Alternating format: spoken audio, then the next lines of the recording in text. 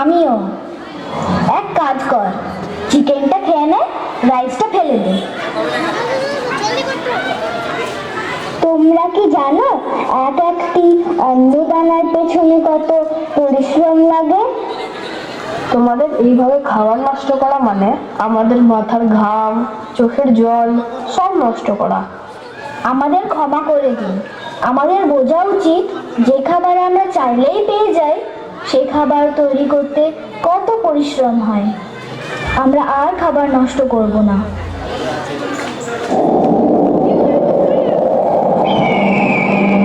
धूप है, छांव है, जलते तेरे पांव है, धारा के विपरीत सदा बहती तेरी नाव है।